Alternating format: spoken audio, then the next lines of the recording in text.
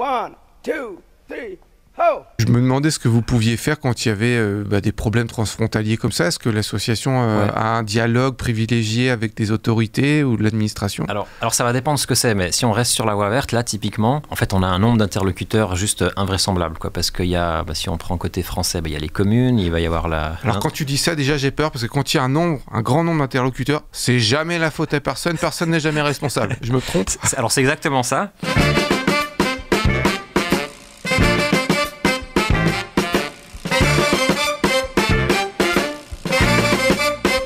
Salut tout le monde, vous écoutez Pause Vélo, l'émission qui donne envie de pédaler, l'émission qui parle vélo utilitaire. Et aujourd'hui, on va parler vélo avec frontières. On est avec Julien. Comment ça va, Julien? Salut, ça va très bien, Eric. Toi, tu fais partie d'une association de promotion du vélo un peu particulière parce que c'est une association international. J'aime bien faire le jingle américain.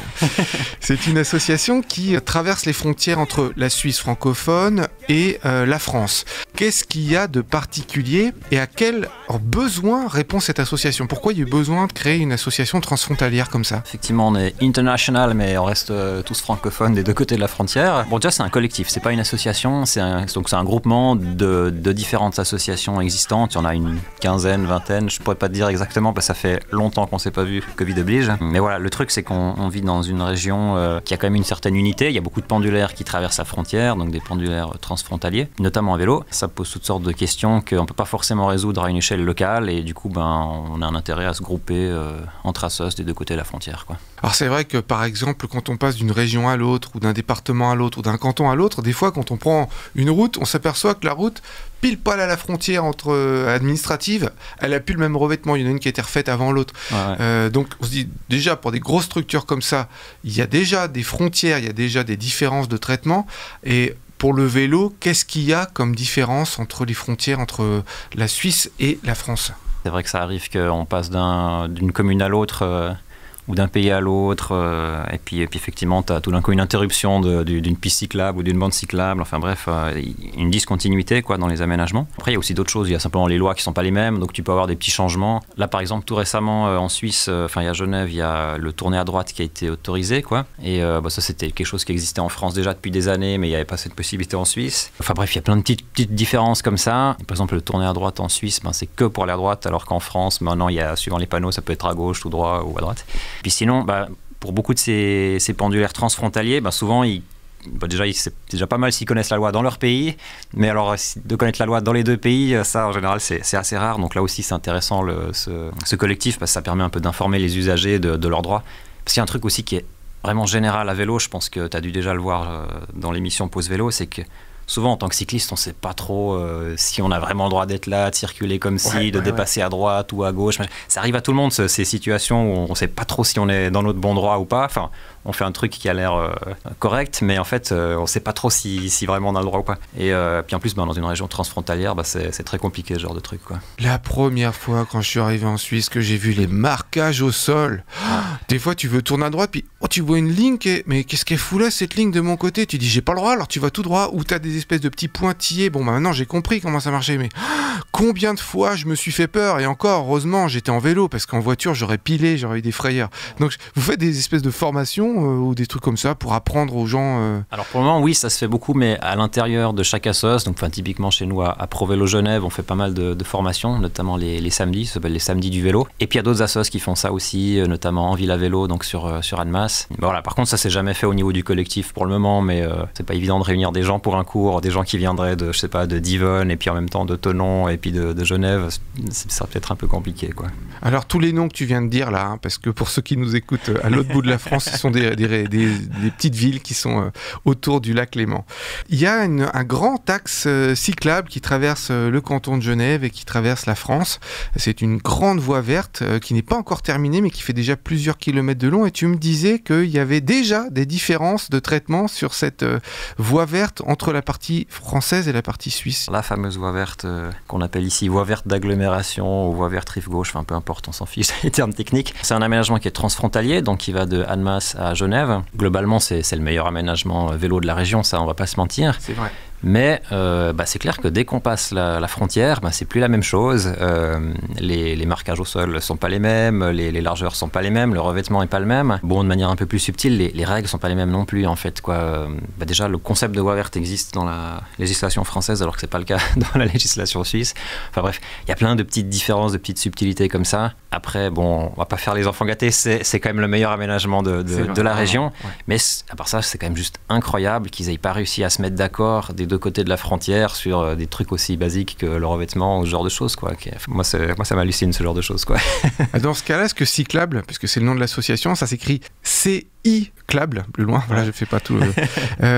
Qu'est-ce que l'association peut faire ? En fait, on est né un peu justement suite à la création de cette voie verte, mais pas seulement. Mais on s'est dit, mais justement, au niveau étatique, si c'est le schnick, comme on dit chez nous, donc le bordel, quoi, le bazar. Essayons au moins, nous, au niveau associatif, de nous entendre et puis de parler tous d'une même voix, quoi. Si on reste sur la voie verte, là, typiquement, en fait, on a un nombre d'interlocuteurs juste invraisemblable, quoi, parce qu'il y a, si on prend côté français, il y a les communes, il va y avoir Alors, quand tu dis ça, déjà, j'ai peur, parce que quand il y a un grand nombre d'interlocuteurs, c'est jamais la faute à personne n'est jamais responsable. Je me trompe ? Alors, c'est exactement ça. D'ailleurs, c'est un peu l'intérêt aussi de ce collectif, c'est qu'entre assos, on se mette un peu au courant les uns des autres de comment fonctionne tout ce fameux millefeuille administratif, parce que, justement, dans notre région, disons, Grand Genève, tu as à la fois le millefeuille administratif à la française, à la fois le système fédéral suisse qui est aussi assez compliqué, et puis par-dessus ça, tu as toutes les structures, on va dire, transfrontalières, régionales, machin, du Grand Genève, et c'est une usine à gaz, pas possible. Alors déjà, pour comprendre comment ça marche, c'est pas évident. Et puis c'est clair qu'à chaque fois qu'on va demander à des élus, à des politiques, ah ouais, ce serait bien d'aménager ça comme ci, comme ça, une des réponses standards qu'ils nous donnent tout le temps, c'est ah, c'est pas nous qui décidons, c'est pas de notre compétence, quoi. Alors justement, en tant que collectif, le fait de commencer à comprendre comment fonctionne cette usine à gaz et savoir qui est responsable de quoi, ça permet beaucoup plus facilement d'éviter cette impasse, puis de dire ah non mais ok, c'est pas vous qui êtes compétent de ça, par contre on sait très bien que vous êtes compétent sur tel ou tel sujet, là vous pouvez agir. Si vous n'êtes pas compétent, vous êtes incompétent, alors c'est ça, d'accord. C'est ça. Je pense que toutes les associations se heurtent à ces problèmes-là, juste entre communes, quoi. Ah non, la piste cyclable, non, le maire de machin il veut pas la mettre, donc nous on va pas le faire. Puis tu vas voir le maire de machin, si, mais c'est eux qui veulent pas. Enfin bon, peu importe. Mais ça c'est tout le temps. Puis dans cette région c'est particulièrement compliqué. On va avoir un nouveau chroniqueur dans l'émission, nouvelle rubrique qui va arriver régulièrement. Vous voulez partir en vacances à vélo, alors je parle pas de grand voyage, mais de vacances avec vos enfants ou pas, eh bien Papa Cyclette vous donne des conseils. Dis Papa Cyclette, tu me racontes une histoire ? Une histoire de quoi ? Une histoire de vélo.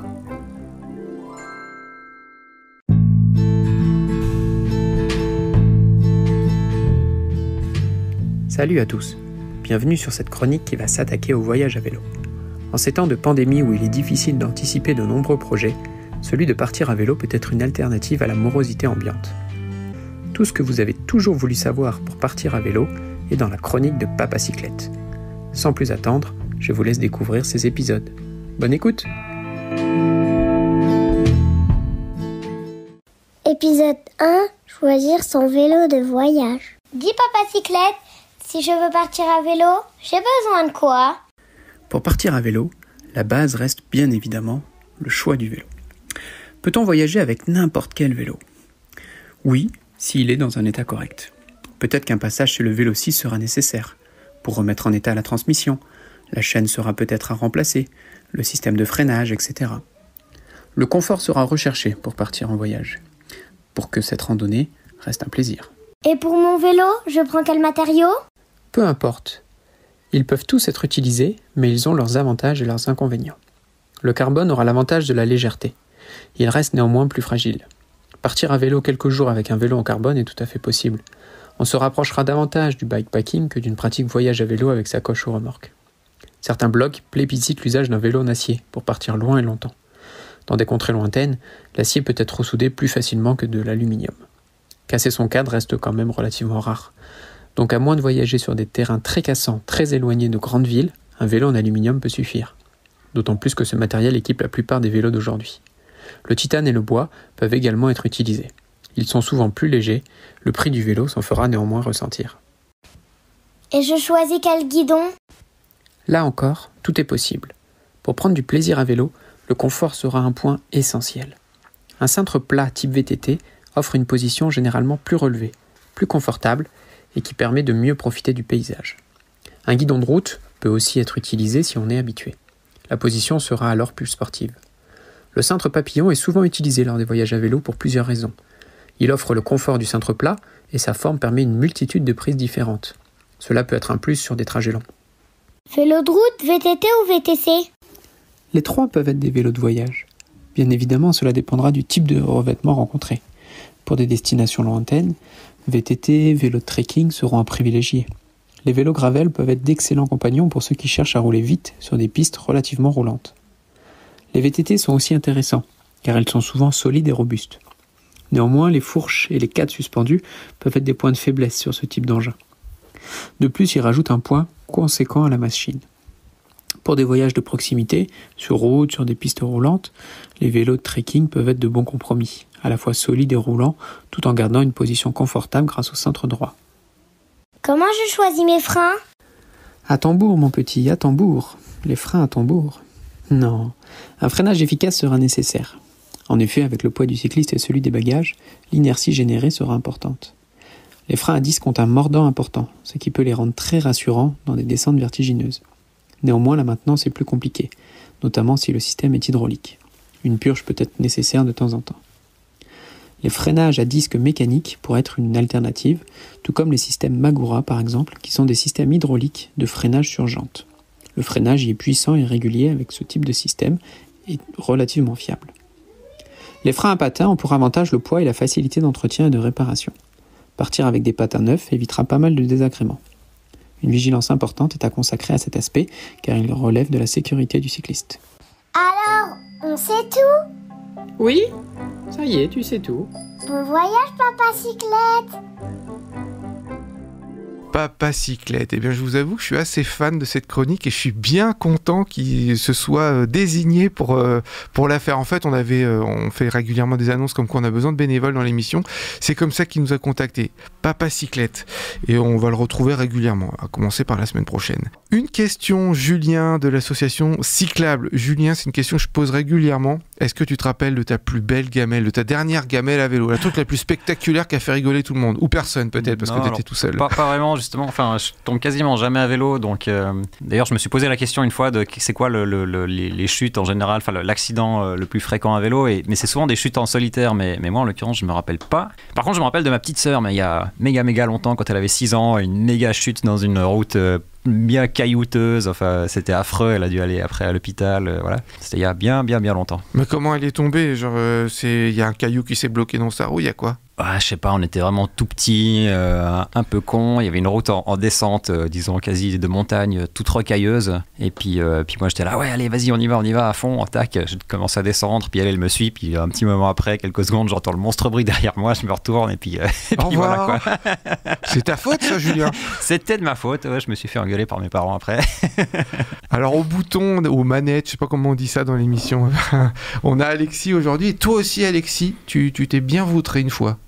Bah ouais, forcément, même si on espère que ça arrive pas trop souvent. Et puis j'ai la chance, ça fait un moment que ça me soit pas arrivé. Celle dont je me rappelle, ça fait quelques années, mais en fait elle était pas loin d'ici. En repartant de la radio, je crois que j'étais un peu pressé pour aller ailleurs après. Il faisait un petit peu humide et puis juste à côté ils ont fait un petit chemin. C'est sympa pour les piétons et puis pour les cyclistes aussi.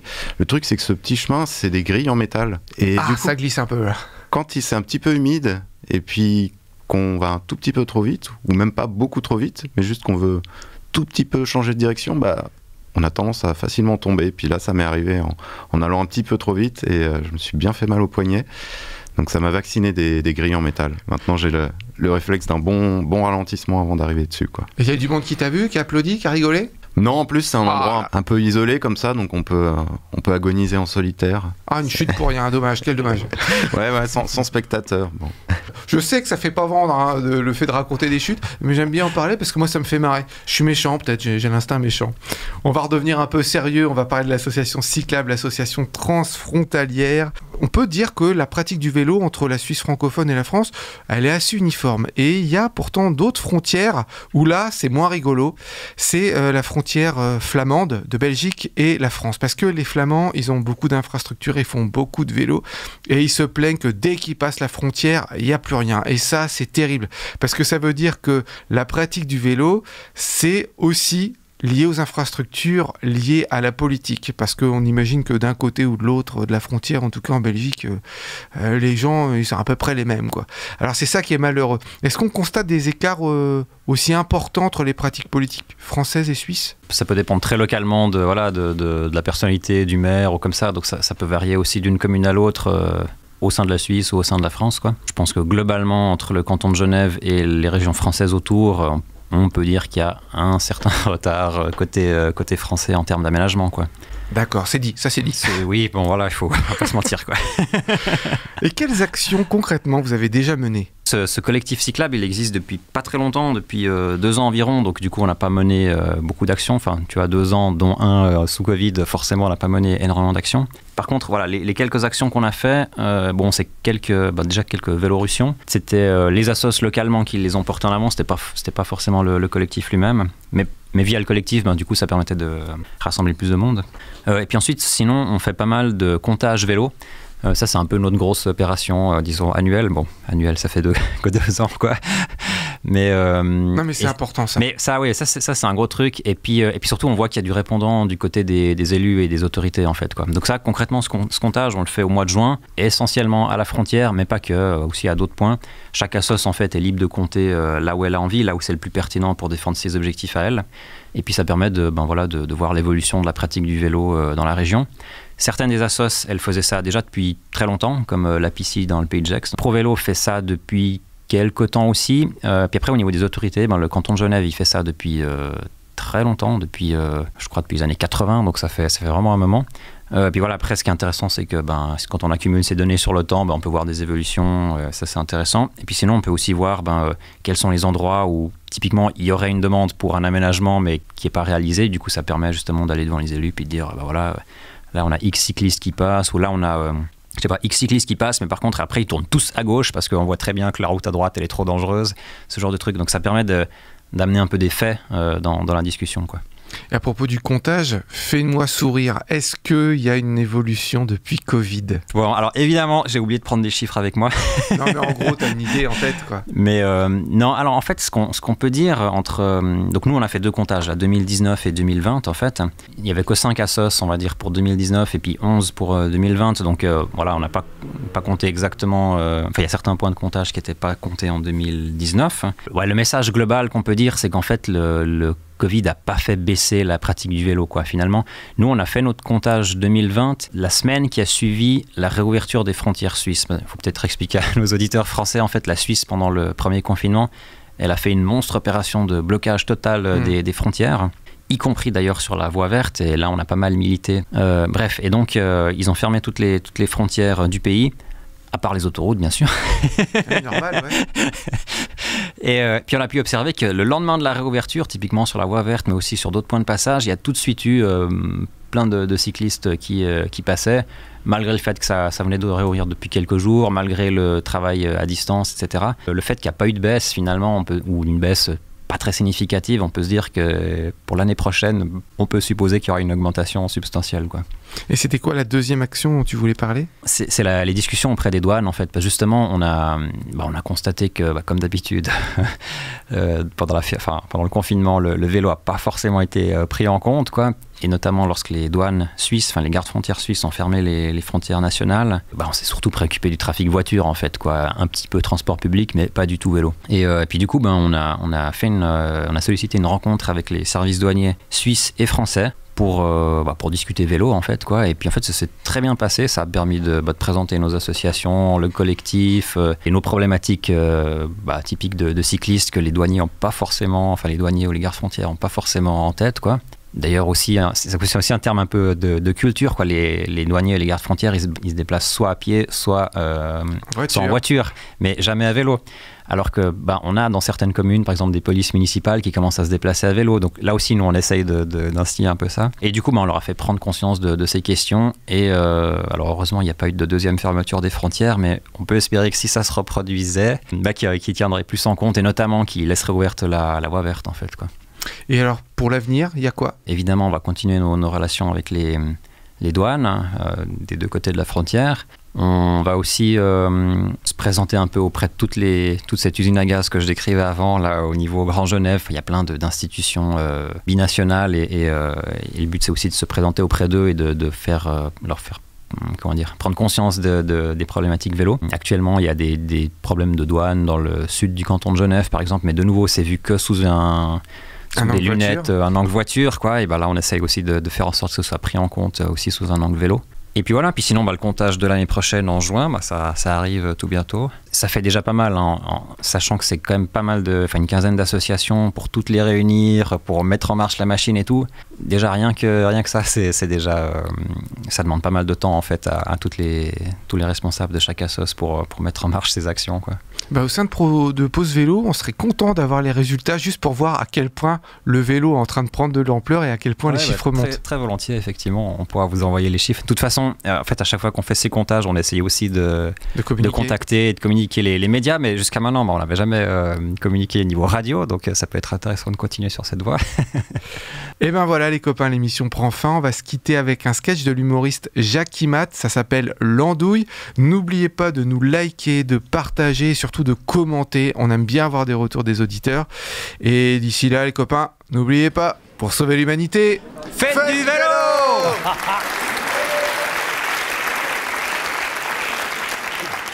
Je suis une andouille. Le premier à le dire, c'était le pédiatre. Quand ma mère me donnait le sein, j'aspirais pas, je soufflais. Il a dit à ma mère, il est très mignon, mais attention, il va être très con. Il avait raison, j'ai un cul de grille-pain. Tout, je rate tout. Même mon contrôle technique automobile et je l'ai pas eu. Ouais, il faut dire, il m'avait donné rendez-vous en plein midi. Alors pour éviter les bouchons, je suis allé en vélo.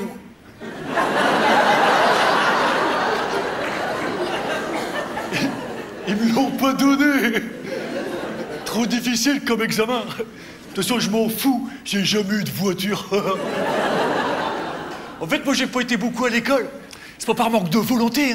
Ah, je voulais, moi, je l'ai jamais trouvé, moi. Alors, mon éducation, je l'ai faite dans la rue. Et pour gagner un petit peu d'argent, je faisais la manche. Mais ça marchait pas du tout. Je le faisais avec un copain, c'était une triple andouille, lui.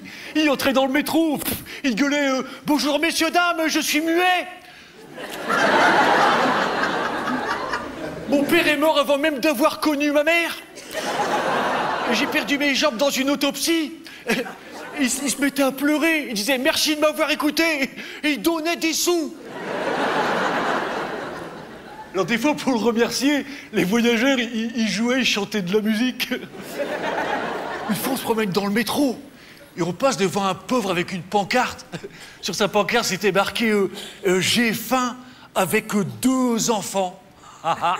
Vous savez ce qu'il a dit? Ben, mangez-en un 3e.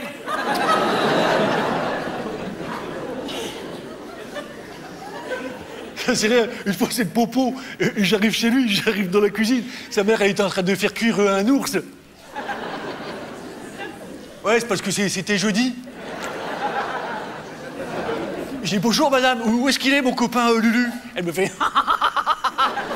on vient d'avoir une discussion à propos de son bulletin, il faut voir le niveau. Hein. C'est vraiment au ras des palettes. Hein. Et monsieur s'est vexé, il a pris une pelle à râteau, il est foutu de camp dans le jardin. Je dis, mais merci madame, il est beau ton ours. Je fais le tour du jardin.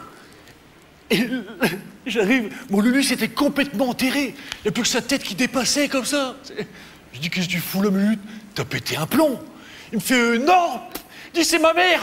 Elle a dit, il faut que tu te cultives.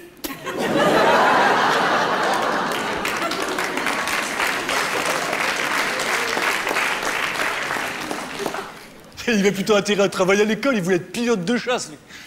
La seule chose que j'ai jamais réussi à faire décoller, c'est ses oreilles.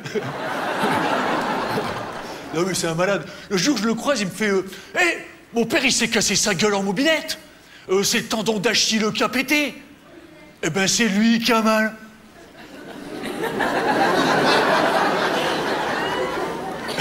Et ce jour-là, il était sale. Je dis, tu sais, Lulu, si tu veux trouver du travail, faut que tu te laves une douche. Prends au moins une douche. Je dis, t'es fou, jamais. Mon père, il vient de gagner 20 € juste en grattant un morpion.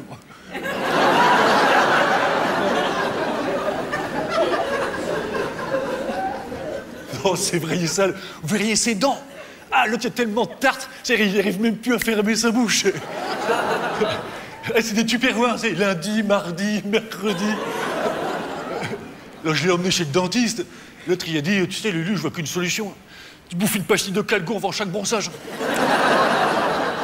Il a dit, tu peux me faire confiance, je suis une vedette.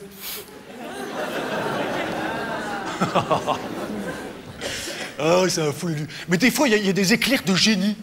Une fois, on regardait une émission à la télévision sur le commandant Cousteau. Tu sais, on regarde l'émission, et lui, il me fait Hé, regarde bien.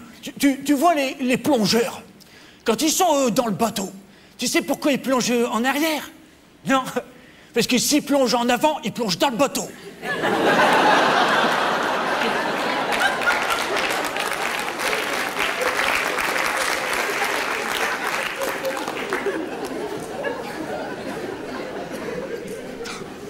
Enfin, bon, maintenant je ne le vois plus beaucoup, mon Lulu, parce que j'ai trouvé du travail. Hein, un vrai travail. Je trais les girafes aux eaux de Toulouse.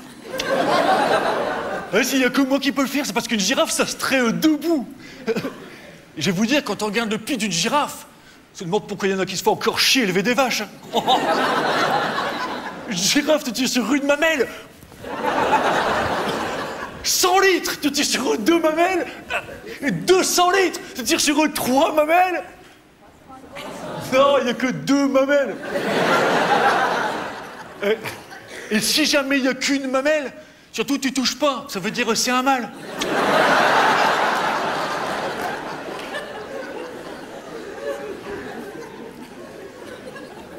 Quand je les ai traités, il faut que je les brosse. Le directeur du zoo, il m'a dit Hé gamin, tu vois les girafes là, je veux plus qu'il leur reste une seule tâche. Je vais vous dire, c'est du boulot. Hein. J'ai tout essayé. L'eau de Javel, l'eau écarlate, la ponceuse. Rien. Et après, j'ai réfléchi. Ben, messieurs et dames, les girafes, c'est pas des taches qu'elles ont. C'est parce qu'elles bronzent à travers le grillage. Et vous savez pourquoi les girafes, elles ont un long cou? Non, c'est parce que leur tête, elle est loin.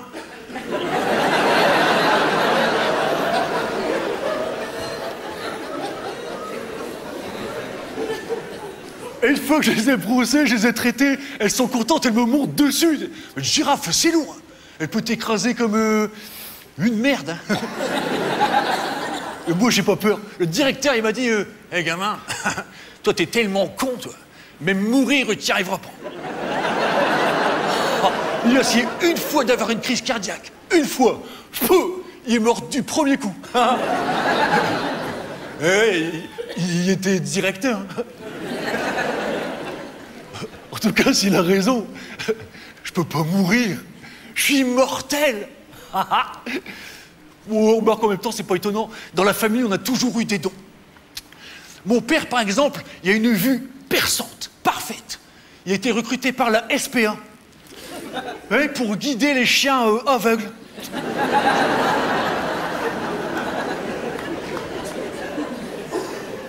Et mon frère Sébastien, lui, c'est notre histoire, lui. Mon frère Sébastien, quand il est rentré du service militaire, il est devenu fou. Là. Il est monté dans sa chambre, il a bouffé tous ses soldats de plomb. Tous. Même les généraux et les gradés. Ah, il n'avait plus de respect pour rien du tout. Quand il est descendu de sa chambre, il n'était pas bien. Enfin bref, donc mon frère était plein de plomb, mais il manquait de fer. Du coup, à table, dans sa purée, mon père, sans rien dire, il foutait des boulons, des vis, des clés de 12. Ouais, que des clés de 12, les autres, ils les digéraient pas. Mon frère, il disait rien, il était très bricoleur. Il mangeait. Et après, il réfléchissait. Toute la nuit, il réfléchissait. Le lendemain matin, il chiait un four à raclette, un grille-pain. Mon père, il l'encourageait, il disait « Ouais, vas-y, Seb, c'est bien !»